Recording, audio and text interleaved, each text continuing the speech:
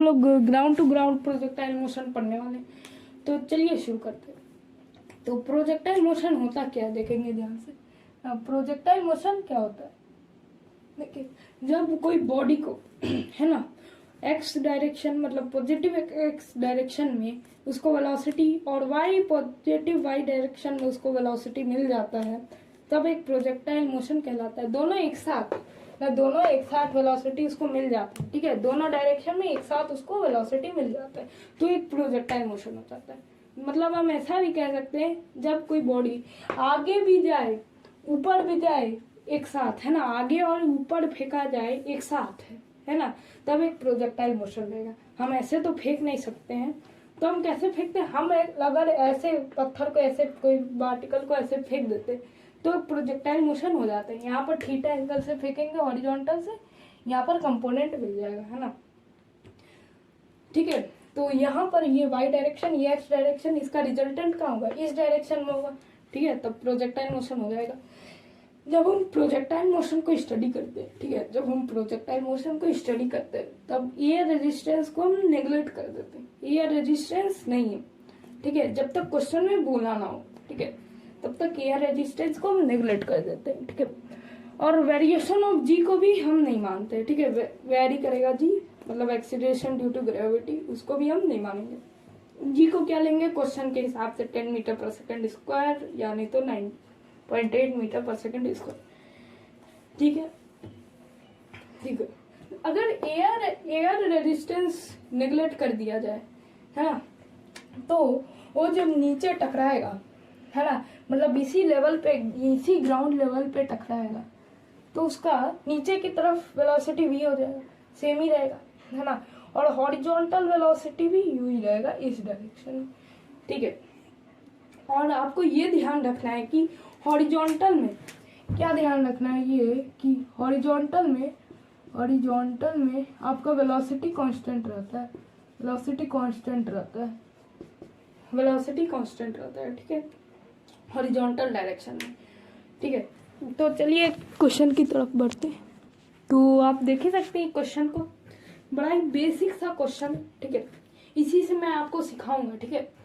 A particle is projected with velocity 100 metre पर second at an angle of 53 degree with the horizontal। एक particle है, जैसे ये particle है, ये 100 मीटर पर सेकेंड से फेंका गया है। देखिए ये है पार्टिकल, है ना, ये है पार्टिकल और इसको 100 मीटर पर सेकेंड से ऐसे फेंका गया है ना, विद द हॉरिजॉन्टल 53 डिग्री है, 53 डिग्री है। तो हम कंपोनेंट लेना आप जानते हैं, तो ये 100 cos 53 हो जाएगा क्या, एंगल के डायरेक्शन में 100 cos 53, उसके परपेंडिकुलर 100 sin 53। बस आपको क्या निकालना है, देखिए फाइंड इनिशियल वेलोसिटी u, है ना, इन वेक्टर फॉर्म। मतलब वेक्टर फॉर्म का मतलब आई कैप जे कैप के जैसे x आई कैप प्लस वाई जे कैप, है ना, ऐसे इस टाइप का आपको करना है। आप बड़े आसानी से कर लेंगे, कोई दिक्कत नहीं है, आप वेक्टर पढ़े तो, है ना। तो यहाँ पर हो जाएगा आई कैप डायरेक्शन, आई कैप यहाँ के साइड में, तो 100 cos 53 जो यहाँ आ गया कंपोनेंट लेके आई कैप हो जाएगा 100 sin 53 जे कैप, बस खत्म सवाल। 60 आई कैप प्लस 80 जे कैप, cos 53 होता है 3/5, sin 53 होता है 4/5। और एक सवाल ऐसे ही बन जाता है कि फाइंड एक्सीलरेशन इन वेक्टर फॉर्म। वेक्टर फॉर्म में एक्सीलरेशन क्या होगा, तो आपको पता ही होगा, मैंने बताया था हॉरिजॉन्टल डायरेक्शन में क्या वेलोसिटी कांस्टेंट रहती है, मतलब एक्सीलरेशन 0 रहता है ना, एक्सीलरेशन एक्स डायरेक्शन में 0 रहता है, तो 0 आई कैप -10 जे कैप होगा। ग्रेविटी तो हमेशा नीचे लग रही है तो माइनस जे कैप होगा इसका डायरेक्शन, तो -10 जे कैप, तो आंसर आखिर में आ जाएगा -10 जे कैप। बड़ा इजी सा सवाल था। अब चलिए नेक्स्ट सवाल के ऊपर बढ़ते। तो वही क्वेश्चन का है एक बी पार्ट, तो इस क्वेश्चन में क्या बोले, बी पार्ट में वही क्वेश्चन है पर इसका बी पार्ट है। Find time of flight, time of flight निकालना है, जितना देर, जैसे हमने क्या लिया था, इस पार्टिकल को यहाँ फेंका, उसके बाद ऐसे ऐसे ऐसे ऐसे गया गया गया गया, उस पूरा जो गया मतलब यहाँ से यहाँ आने पे कितना टाइम लगा उसको, है ना, तो इसका ठीक है। हाँ, तो आपको टाइम ऑफ फ्लाइट निकालना है, तो आप एक्स डायरेक्शन से बात करेंगे कि वाई डायरेक्शन से? वाई डायरेक्शन से बात करेंगे। अगर वाई डायरेक्शन से ही बात करना पड़ेगा ना हमको, वाई डायरेक्शन से बात करेंगे, ठीक है। तो वाई डायरेक्शन में क्या हो रहा है, देखिए ऊपर 80 से एक बॉल को फेंक दिया। ये 1D मोशन अंडर ग्रेविटी का सवाल हो गया है ना। इसका टाइम ऑफ फ्लाइट हमको निकालना है, कितना हो जाएगा। देखो नीचे लग रहा है 10 मीटर पर सेकेंड स्क्वायर, यहाँ जी 10 मीटर पर सेकेंड स्क्वायर बोल दीजिए, ठीक है। मतलब 8 सेकंड में वो रेस्ट पे आ जाएगा। फिर उसको नीचे आना है ना, तो फिर उसको 10 10 10 10 उसको आने में भी उतना ही टाइम लगेगा, जाने में भी उतना ही टाइम लगेगा। 8 + 8 16, बस खत्म सवाल। ये भी एक बात ध्यान रखिएगा, जब भी आपसे टाइम ऑफ फ्लाइट पूछे तो आप वाई डायरेक्शन में लगाइएगा। जब भी आपको एच मैक्स पूछे वाई डायरेक्शन में लगा दीजिएगा। एच मैक्स मतलब कितना हो हाइट ऊपर गया। जैसे ये प्रोजेक्टाइल है तो इसका एच मैक्स कुछ यहाँ पर हो जाएगा। जैसे ग्राउंड से डिस्टेंस हम मापेंगे तो डिस्प्लेसमेंट हम देखेंगे तो एच मैक्सिमम हो जाएगा, इसलिए इसका नाम हम एच मैक्स रख दिए, ठीक है। इसका एक फॉर्मूला भी होता है, क्या होता है टाइम ऑफ फ्लाइट का। आपने ये मोशन अंडर ग्रेविटी में भी आपने याद किया होगा, 2u/g।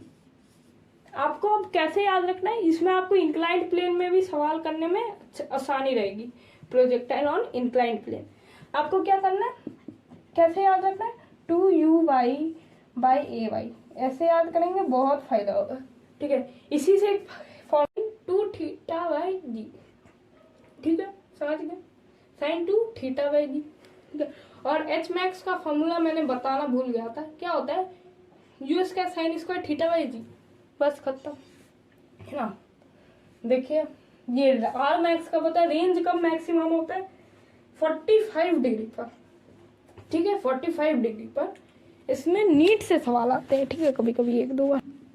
तो देख सकते हैं और एक question, find velocity at t बराबर 2 सेकेंड, t बराबर 8 सेकेंड, t बराबर 10 सेकेंड, है ना, 10 सेकेंड, ठीक है, 10 सेकेंड अच्छा से लिख देता हूँ, 10 सेकेंड।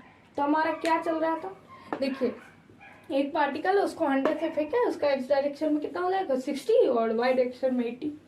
कंपोनेंट लेने के बाद यहाँ से 53 डिग्री, 53 डिग्री। देखिए t बराबर 2 में क्या होगा, देखिए मैंने आपको बताया था कि एक्स डायरेक्शन में वेलोसिटी कांस्टेंट, एक्स डायरेक्शन में वेलोसिटी कांस्टेंट, देखिए 60 आई कैप हो गया। एक्स डायरेक्शन में वेलोसिटी तो 60 हो गया एक्स डायरेक्शन में।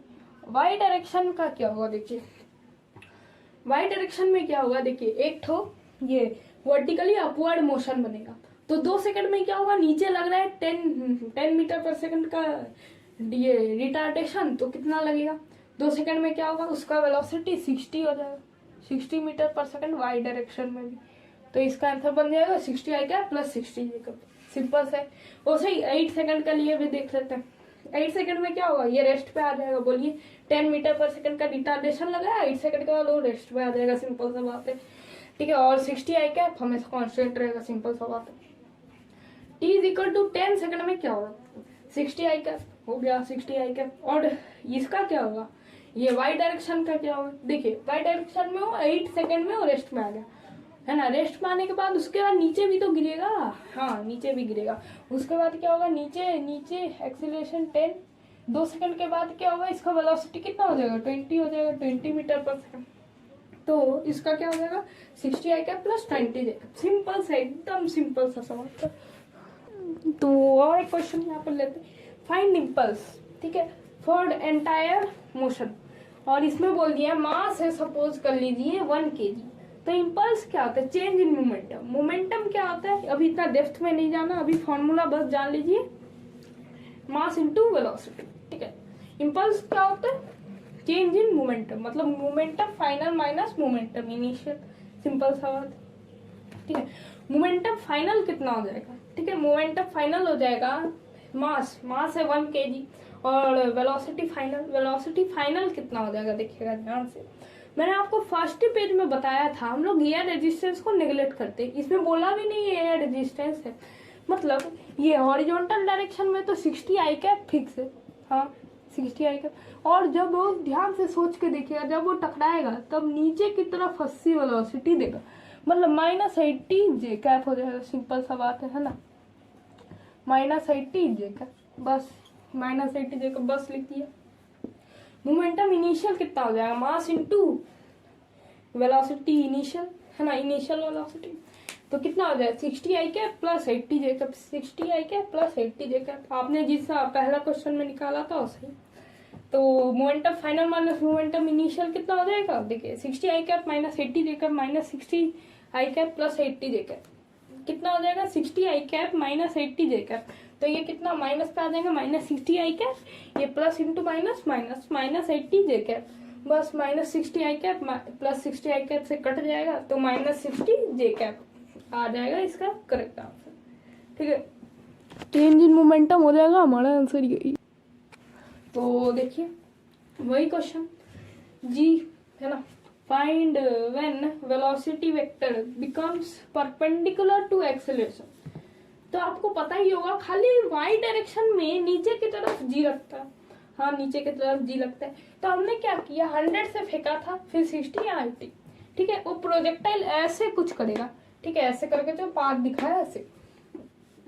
और पूरी जर्नी में ये हॉरिजॉन्टल में तो कोई एक्सेलरेशन नहीं लगेगा, पर वर्टिकल में नीचे की तरफ जी लगेगा।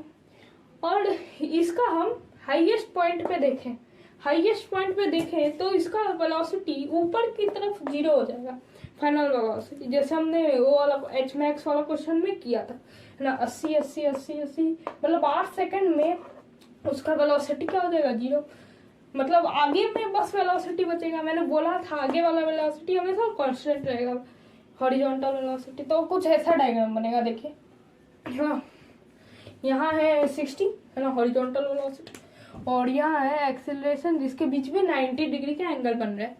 और मैं आपसे पूछूं कब वो एच मैक्स में पहुंचेगा, है ना, तो आप बोलेंगे half of time of flight, है ना, half of time of flight. तो कितना था time of flight, 16 second 8 second.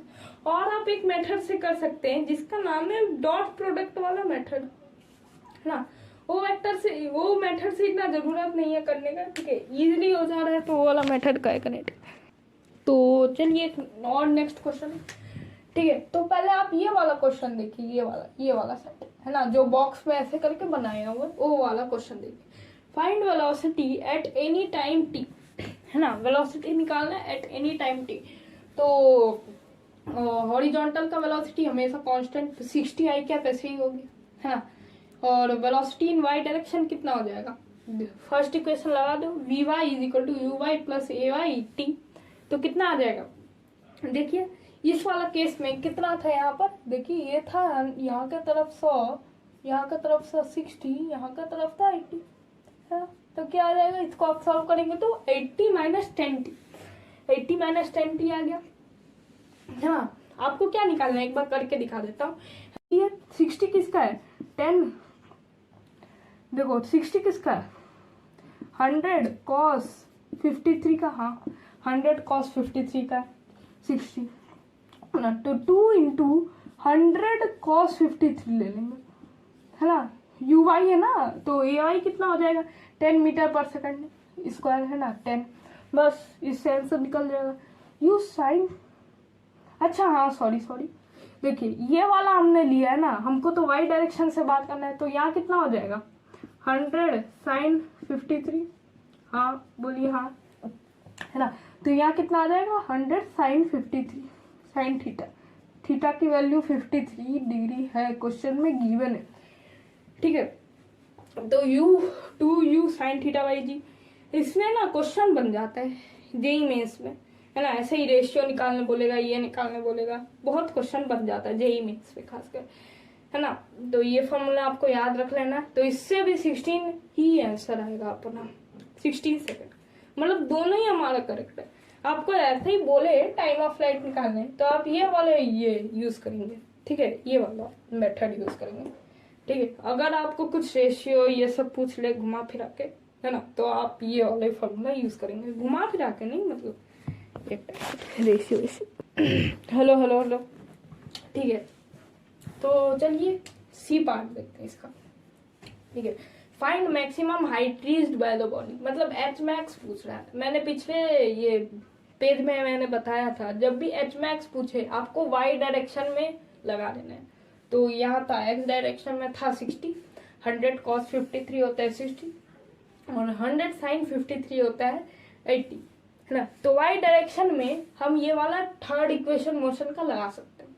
हाँ, तो v स्क्वायर कितना हो जाएगा, फाइनल वेलोसिटी। जब जैसे आपने ये पढ़ा था, क्या बोलते हैं, मोशन अंडर ग्रेविटी पढ़ा था, तो जब जिसको ऊपर फेंका जाता है ना, कोई बॉडी को जैसे ऊपर फेंक दिया, है ना, u वेलोसिटी से, जब वो उसका मैक्सिमम हाइट में पहुंचेगा तब उसका ये वेलोसिटी 0 हो जाएगा। मतलब हम लोग क्या करेंगे, फाइनल वेलोसिटी को 0 कर देंगे, फाइनल वेलोसिटी का स्क्वायर भी 0 हो जाएगा, 0 का स्क्वायर 0।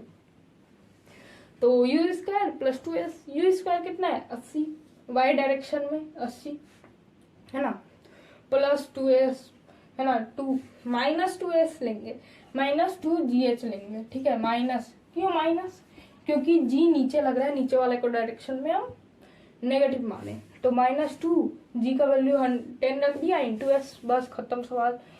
80 का स्क्वायर बाय 20, बस 320 मीटर, ठीक है। तो चलिए नेक्स्ट क्वेश्चन, तो चलिए ये क्वेश्चन फिर से यही है ना, डी पार्ट ऑफ क्वेश्चन का। फाइंड रेंज, आपको रेंज फाइंड करना है, ठीक है। ऐसा डायग्राम बन रहा था हमारा, यहाँ 80 है, 50 नहीं है, यहाँ 80 है, ठीक है। ऊपर था 80 वाई डायरेक्शन में और एक्स डायरेक्शन में था 60। पहले रेंज मतलब क्या होता है पहले ये समझिए, ठीक है। जैसे ये प्रोजेक्टाइल फेंक दिया, यहाँ तक वो ड्रॉप हुआ, और एंगल ऑफ ये जहाँ से ये फेंका गया था प्रोजेक्टाइल, वहां से लेकर यहाँ तक, वहां से लेकर यहाँ तक जहाँ गिरा है, उस बीच का डिस्प्लेसमेंट हम लोग रेंज बोलते हैं, ठीक है। आप जब भी मैं आपसे रेंज पूछूं तो आप एक्स डायरेक्शन में सेकंड इक्वेशन लगा देना। क्यों एक्स डायरेक्शन में, वाई डायरेक्शन में क्यों नहीं, क्योंकि वाई डायरेक्शन में आप आखिर में देखेंगे तो डिस्प्लेसमेंट जीरो, तो ये कुछ आंसर हो सकता है क्या, डिस्प्लेसमेंट 0 है, यहाँ से यहाँ तक गया, रेंज 0 कर दिया, नहीं हो सकता। इसलिए हम एक्स डायरेक्शन में कॉन्सेप्ट से देखेंगे तब भी एक्स ही डायरेक्शन से लगाएंगे, है ना। देखिए रेंज जब भी पूछे एक्स डायरेक्शन में सेकंड इक्वेशन लगा दो, ठीक है। हाँ, तो s is equal to u t plus half a t square रहता है। मैंने बोला रेंज मतलब ये डिस्प्लेसमेंट क्या होता है, रेंज के equal U T plus half a t square. Acceleration 0 रहता है तभी ये एक्स डायरेक्शन में वेलोसिटी कांस्टेंट रहता है, इसलिए you X into time of flight हो जाएगा, हाँ, U T plus half a t square, half U T है ना, हाफ एटी स्क्वायर कैसे, यू टी प्लस से यू टी हो जाएगा इसका यू एक्स टी, मतलब एक हमारे फॉर्मूला टाइप का बन गया यू एक्स टी। मतलब एक्स डायरेक्शन में जो वेलोसिटी था 60 और टाइम ऑफ फ्लाइट कितना था 16। You x